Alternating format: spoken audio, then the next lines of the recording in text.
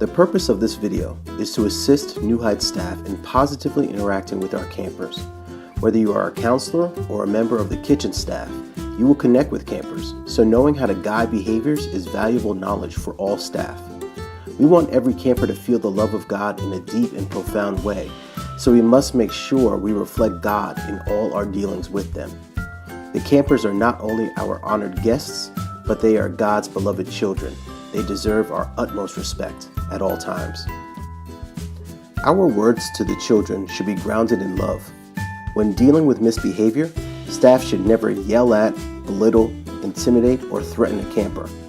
Rather, we expect staff to employ the positive behavior guidance strategies outlined in this video. We want to deal with the campers like God deals with us, with patience, compassion, and caring. We would advise all Christian staff to pray before and during camp for God to give them a heart to serve His children. Positive behavior guidance starts with ourselves. Based on our upbringing and environment, we all have beliefs and attitudes regarding children and how their behaviors should be managed.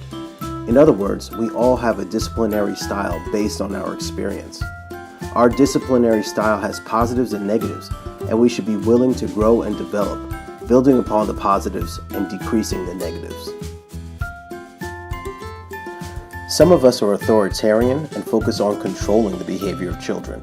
Some of us are permissive and allow too much misbehavior.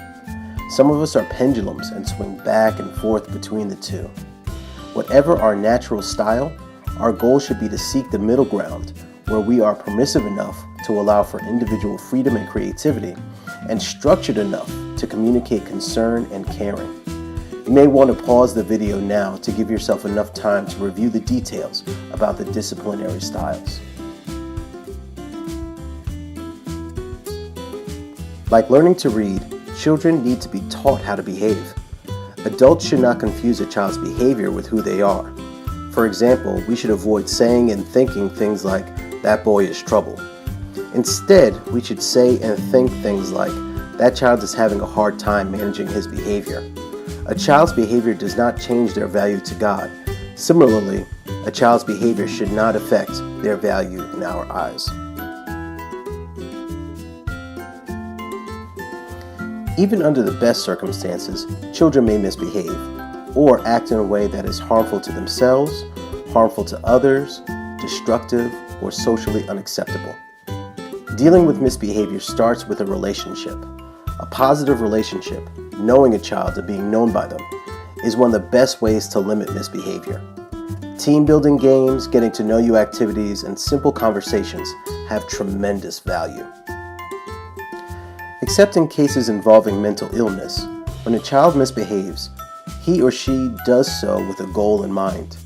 Typically, children misbehave for one of four reasons: attention, power, revenge, or avoidance of failure. Finding out the goal of the misbehavior is essential to employing the right behavior guidance strategy.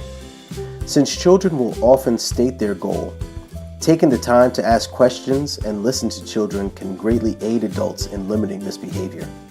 Another way to understand the goal of misbehavior is to think about how you feel. For example, if a child makes you feel annoyed, chances are they are looking for attention.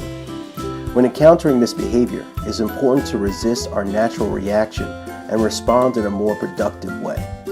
Please pause the video so you can review the chart on the goals of misbehavior. Many of you will be dealing with groups of children, and addressing every misbehaving child individually and comprehensively is usually not possible. A different set of strategies is needed to keep a group focused. Here are some strategies for guiding behaviors in a group setting. Please pause the video so you can review these strategies. New Heights has in place a system to positively guide behaviors, and all staff are asked to utilize this system. First, the camp clearly defines the expected behavior through its Camper Code of Conduct Agreement and Standard of Conduct. Both are signed by the parents and campers during the registration process. New Heights also employs a positive behavior guidance policy, which is also shared with families. The system of correcting misbehavior at camp starts with the counselors. Counselors are instructed to use the strategies outlined in this video to guide behavior.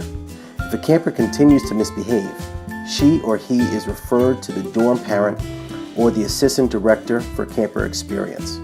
At this point, the dorm parent or assistant director have the discretion to administer appropriate consequences to positively guide behavior. If the misbehavior persists, the situation is brought to the attention of the camp director.